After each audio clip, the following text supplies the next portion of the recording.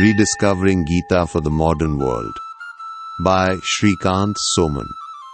Based on essays on Gita by Sri Aurobindo. Chapter 4, The Core of the Teaching, continued from the previous episode. Episode 32. Beyond social duty, the Gita's true meaning of works. The difference between human and divine action, a refutation of modern interpretations.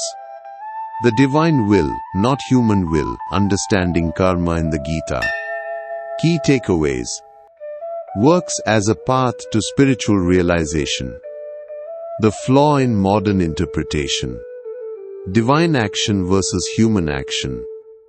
Gita as a guide to spiritual life. The actual reality which rejects this exclusivity. Undoubtedly, the Gita is a gospel of works. However, the term works relates to the works which culminate in knowledge, that is in spiritual realization and quietude. It is of works which is motivated by devotion, that is, a conscious surrender of one's whole self first into the hands and then into the being of the Supreme.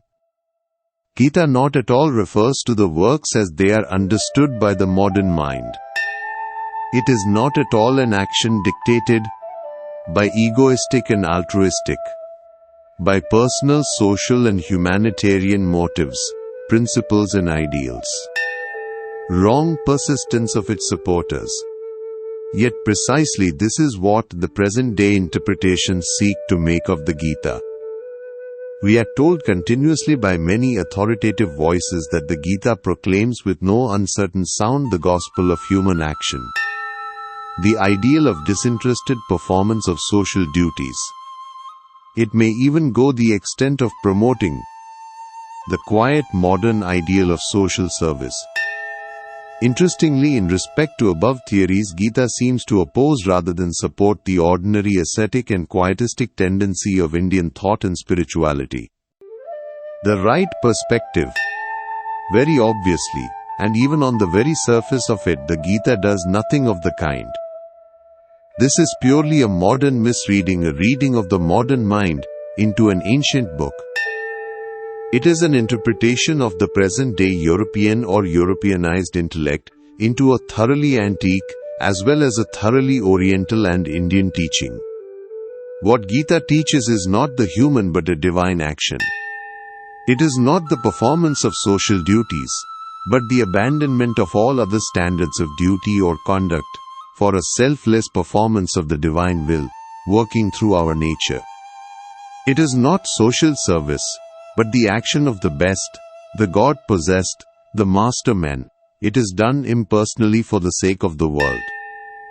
It is done as a sacrifice to Him who stands behind man and nature. To put it differently, the Gita is not a book of practical ethics, but of spiritual life. Modern philosophy and the doctrine of Gita. The modern mind has just recently emerged as the European mind. It has now abandoned the philosophic idealism of the highest Greco-Roman culture from which it started. It has also abandoned the Christian devotionalism of the Middle Ages. There it has been replaced or transformed into a practical idealism and social, patriotic and philanthropic devotion. It has got rid of God or kept Him only for Sunday use. It has erected in His place man as its deity and society as its visible idol.